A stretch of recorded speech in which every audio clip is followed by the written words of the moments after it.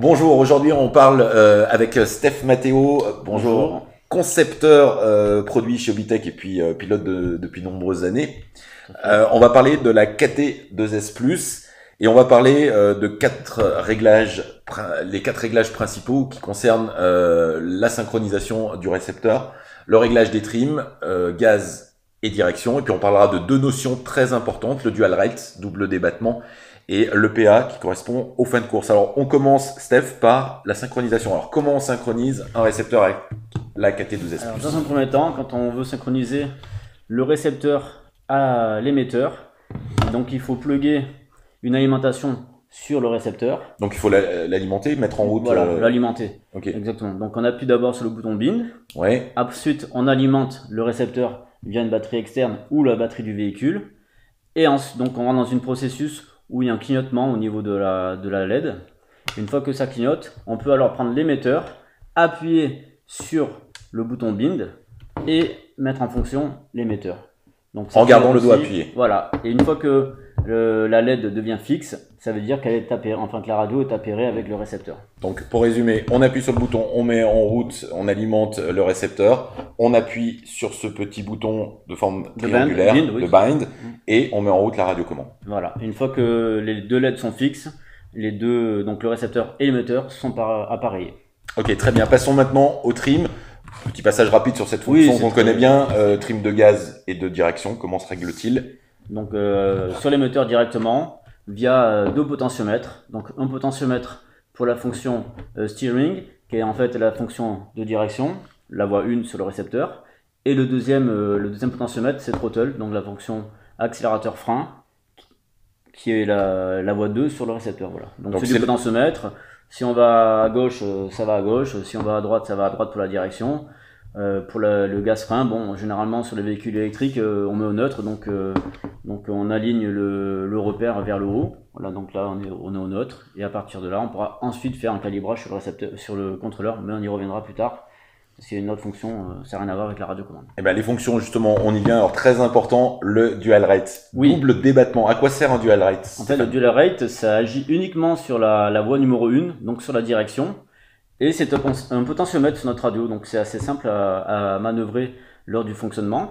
Donc c'est le bouton qui est ici.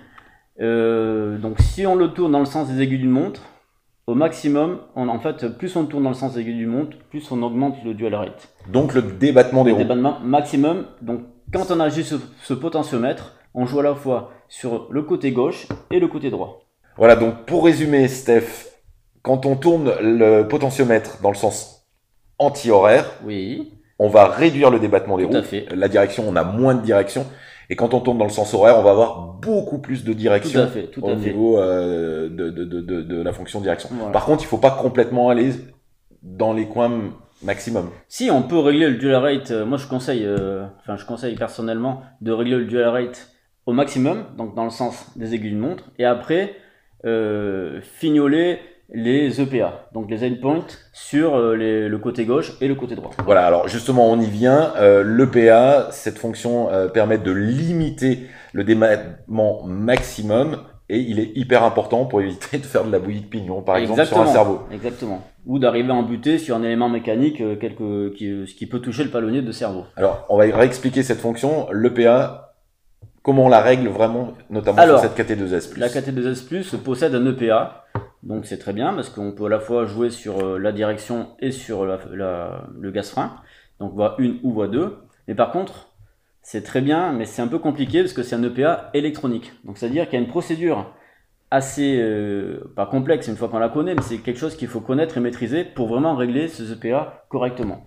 Bah, c'est pas comme tout à l'heure sur le dual rate, on n'a pas un accès direct à cette fonction EPA sur la radio. Alors comment on rentre? Quelle est la procédure pour entrer dans cette réglage de fonction? Régler l'EPA, on va faire le test sur la voie numéro 1 de direction. Donc on tourne le volant du côté dans lequel on veut régler l'EPA. Donc on va diminuer l'angle maximum. Et on reste appuyé plus d'une seconde sur le bouton bin EPA. Bon, dans ce cas-là, c'est plutôt EPA. Une fois qu'on est avec la LED rouge, on est dans la partie dans laquelle on peut réglage.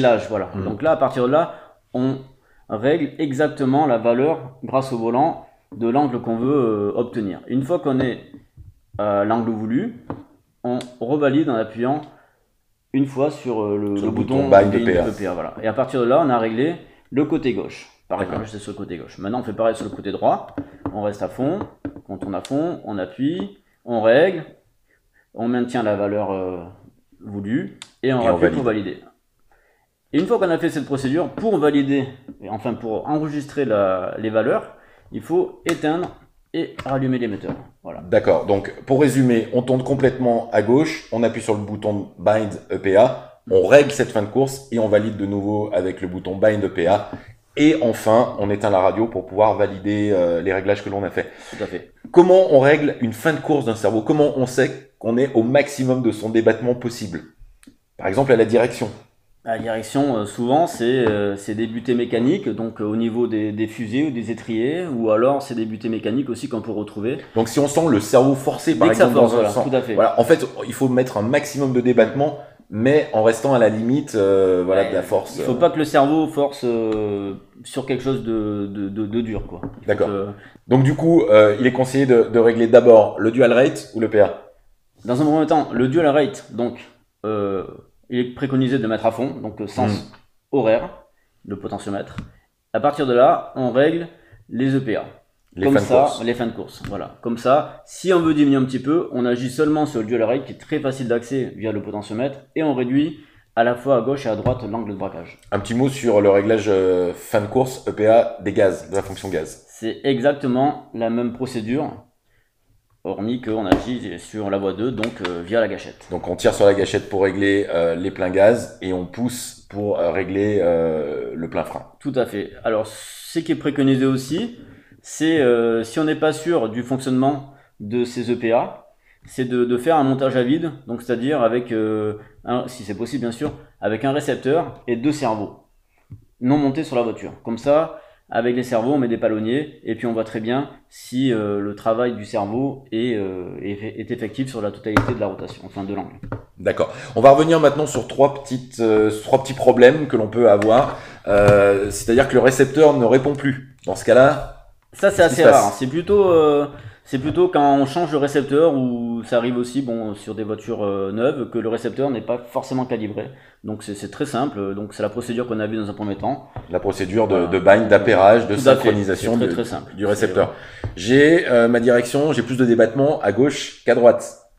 C'est souvent, ou alors ça arrive aussi, c'est de perdre vraiment un seul côté de direction ou un seul côté, ou que du frein ou que de l'accélération. Et ça, malheureusement, c'est quelque chose qui arrive très souvent, c'est des mauvaises manipulations sur le bouton EPA, donc qui désactive totalement le cerveau dans un sens ou dans un autre. Et là, on se retrouve, on croit que c'est un problème en fait, que c'est pas un problème, c'est juste une question de réglage de ces EPA, de ces fins de course. C'est pour ça qu'il faut revenir dans la procédure qu'on a vue précédemment et réactiver toutes les EPA au maximum. Et à partir de là, on recommencer donc dual rate, EPA direction plus EPA derrière gaz frein. Merci Steph, on a vu beaucoup de choses sur les réglages principaux et puis les petits problèmes qu'on peut avoir. Une dernière chose justement pour conclure cette vidéo. Oui, alors ça arrive régulièrement aussi dans les retours de problèmes. C'est en fait le potentiomètre de dual rate qui est tourné au maximum dans le sens anti-horaire. Donc dans ce cas-là, on annule la direction gauche et droite et on se retrouve avec une radio on n'a pas de débattement en fait. Qui ne fonctionne pas sur la direction, mais finalement c'est juste un potentiomètre à régler au maximum. Merci Steph, je crois qu'on a été maintenant assez complet sur la KT2S+. On a permis à tous de maintenant bien pouvoir utiliser cette radio. À bientôt Steph. Oui, à bientôt. On vous donne rendez-vous pour une prochaine vidéo, prochain tuto, prochaine présentation sur notre chaîne YouTube. Et puis tant que je parle de YouTube, n'hésitez pas à nous suivre également sur les réseaux sociaux Facebook et Instagram. À bientôt. Bientôt.